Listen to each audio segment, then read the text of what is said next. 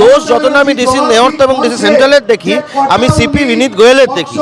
আসল ডাকা উচিত বিনীত গোয়েলকে সিজিও কমপ্লেক্সে, এবং বিনীত গোয়েলের ইমিডিয়েট পদত্যাগ করা উচিত। আর মমতা বন্দ্যোপাধ্যায় যেটা বলছেন যে পুজোর আগে এসব কথা,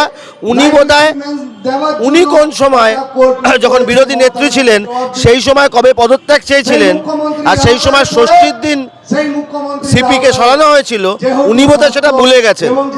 উনি ইতিহাস ভুলে যেতে পারেন, নিজের আন্দোলন ভুলে যেতে পারেন। তাই আন্দোলনকে স্তীমিত করার জন্যে, বন্ধ করার জন্য উনি যত রকম পারছেন চেষ্টা করছেন, করে লাভ নেই। মানুষ অত বোকা নয়। আর উনি একটা অদ্ভুত, মানে তৃণমূল দল হিসেবে অদ্ভুত চালাকি চলছে। মুখ্যমন্ত্রী বলছেন আরজিকর ব্যাপারে কেউ বলবেন না কিছু, কিন্তু আপনি নজরে রাখুন একের পর ওদের ছোট বড় নেতা সবাই কিন্তু চিমটি কেটে চলেছে। কাল ভরতপুরের বিধায়ক বলেছেন যে জুনিয়র ডাক্তারদের ওপর জনরোষের কথা। আমি ভরতপুরের বিধায়ক যিনি রয়েছেন তাকে বলতে চাই, এটা কলকাতার মাটি, ওনার ভরতপুরের গুন্ডামি এখানে চলবে না। ওনার যদি ক্ষমতা থাকে উনি জুনিয়র ডাক্তারদের এখানে গায়ে হাত দিয়ে দেখাবেন, লাঠি সোঁটা নিয়ে আমাদের ছেলেরা দাঁড়িয়ে থাকবে। আমি আবার বলছি, জুনিয়র ডাক্তারদের আন্দোলনটা কিন্তু অরাজনৈতিক আন্দোলন, কিন্তু তাই বলে যদি ওখানে ভরতপুরের বিধায়ক মনে করেন তাদের থ্রেট দেবেন, আমরাও সাধারণ নাগরিক হিসেবে দাঁড়িয়ে থাকবো যে ছেলেগুলো লড়াই চালাচ্ছে, আন্দোলন চালাচ্ছে, তাদেরকে গায়ে যদি হাত দিতে আসে কড়াই গন্ডায় বুঝিয়ে দেবো, ওটা ভরতপুর, এটা কলকাতা। তার বয়স কত ওনাকে কারো কিছু বলতে হচ্ছে না, তারা পর্যন্ত এই বন্টির জন্য রাস্তায় নেমেছে জাস্টিস ফর আরজিকর, দেশদ্রোহী বলছে। আসলে প্রবলেমটা হচ্ছে কি, মানে ফ্রিডম অফ স্পিচটা ভারতবর্ষে এমন জায়গায় আছে যে যা ইচ্ছা হয় বলতে পারে, কিন্তু আবার তৃণমূলের এখানে নিয়ম হচ্ছে ওরা যা ইচ্ছা হয় বলতে পারে, কিন্তু সেখানে যদি অন্য দল বলে বা সাধারণ নাগরিক বলে তখন তাদেরকে সাইবার সেলের কত রকম চিঠি সব যায়। এই যে ও দেশদ্রোহী বলছে, কোন সাহসে বলছে জুনিয়র ডাক্তাররা দেশদ্রোহী?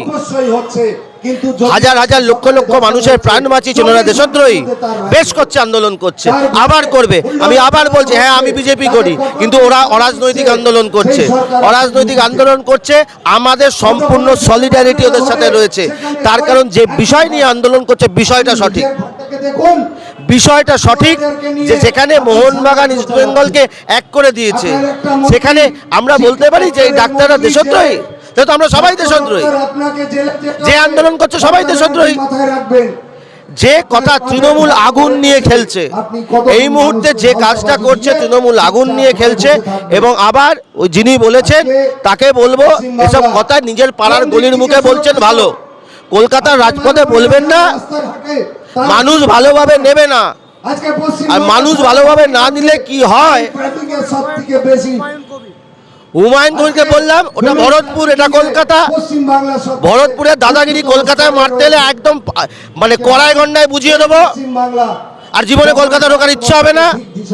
আর বেশি যদি বাড়াবাড়ি করে, উনি তো বিধানসভায় ঢুকবেন, ঢোকার সময় উনি বুঝবেন কি হবে। নির্যাতিতার বাবা মাকে পয়সা দিয়ে মুখ বন্ধ করার কথা বলা হলো, যদি সবই ঠিক থাকে তাহলে হঠাৎ আমি কাউকে বলবো কেন পয়সা দিয়ে মুখ বন্ধ করার কথা?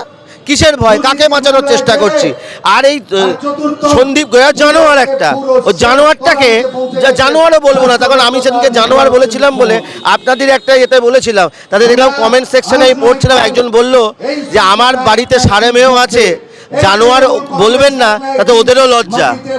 মানে ওকে জানোয়ার বলতে ইচ্ছা করছে, তাই জানোয়ার বলছি না।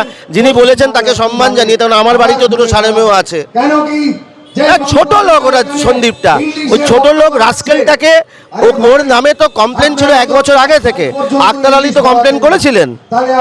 এই টালা থানা ঘুমোচ্ছিল, তো ঘুমিয়ে তারা ওখানে ক্লিন চিট দিয়েছিল। স্বাস্থ্য দপ্তর, টালা থানা, বিনীত গোয়েল সব কটাকে ডাকা উচিত, টালা থানার ওসিকে ডাকা উচিত। আরে ও তো ঢপবাজি করে ইয়েতে বসে রয়েছে আপনার হসপিটালে, ওকে কেউ নেয়নি, 4টে হাসপাতাল ঘুরে তারপর গেছে।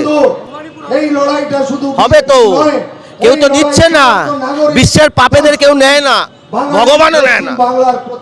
এরা বিশ্বের পাপ তৈরি হয়েছে, এদের শাস্তি ভগবান এই পৃথিবীতেই দেবে, মানুষ এই পৃথিবীতেই দেবে। এদের সব কটার জেল হওয়া উচিত। এরা যেভাবে দুর্নীতিকে প্রশ্রয় দিয়েছে, এবং দুর্নীতিকে যদি প্রশ্রয় না দিত তাহলে আমাদের নির্যাতিতা বোন আজকে হয়তো ধর্ষিত হতো না, আজকে হয়তো জীবিত থাকতো। এরা নির্লজ্জ, এরা বেহায়া, আর এদেরকে একমাত্র এদের উত্তর হচ্ছে এদের বিরুদ্ধে চোখে চোখ রেখে লড়াই করো। কোনো কথা শোনার দরকার নেই, কোনো কথা হবে না এদের সাথে।